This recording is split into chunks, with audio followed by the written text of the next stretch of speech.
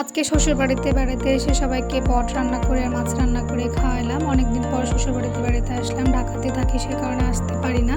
তো এখানে বট রান্না করেছিলাম, তো এখানে মাছ রান্না করেছিলাম দেখে বুঝতে পারছেন কতটা সুন্দর হয়েছে। তো ফার্স্টে এখানে বট ছড়ে দিয়েছিলাম সব গুঁড়ো মশলা দিয়ে অ্যাড করে। বটটা আমি এভাবে রান্না করে, আপনারা কীভাবে রান্না করেন জানাবেন। তো এখানে মাছ রান্না করার জন্য অনেক পিস মাছ নিয়ে নিয়েছি। দিয়ে মাছগুলো এখন আমি খুব ভালোভাবে পরিষ্কার করে ধুয়ে নেওয়ার পর এখানে অনেকটা পরিমাণে পেঁয়াজ কুচি করে নিয়েছি। তারপরে মাছগুলো এখন লবণ হলুদ হালকা মরিচ দিয়ে মাখাই নিয়েছি, কারণ মাছটা ভেজে রান্না করবো সে কারণে। তো যে এখন কড়াই ফ্রাই প্যান দিয়ে দিয়েছি, দিয়ে এখন আমি তেল দিয়ে এক একে সব মাছগুলো দিয়ে দেবো। দিয়ে মাছটা আমি এখন ভেজে নেব। দেখে বুঝতে পারছেন সবগুলো মাছ আমি এক একে দিয়ে দিয়েছি। অল্প আঁচ দিয়ে এখন মাছগুলো সুন্দরভাবে ভেজে নেব। তারপরে এক পাশে বট রান্না করে নিচ্ছি। বটটা কিন্তু ভালোভাবে কষাই নিচ্ছি। আমি একটু বট রান্না করে বেশি কষাই। দেখে বুঝতে পারছেন কতটা সুন্দর হয়েছে, কতটা লোভনীয় হয়েছে। পাশে চলে মাছগুলো ভাজা হয়ে গেছে, মাছগুলো এখন আমি তুলে নেব। তোলা হয়ে গেলে মাছগুলো আমি ভালোভাবে রান্না করে নেব।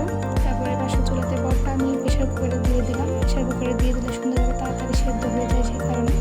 তারপরে বাসার চুলায় আমি মাছ রান্না করে নেবো। সেখানে এখানে মাছ পেঁয়াজ কুচি সব কিছু দিয়ে ভালোভাবে, টমেটো কুচি দিয়ে আমি এখন মশলাটা ভালোভাবে দিয়ে হালকা পাতলা সব কিছু ভালোভাবে কষাই নিয়ে মাছগুলো রান্না করে নেবো সুন্দরভাবে।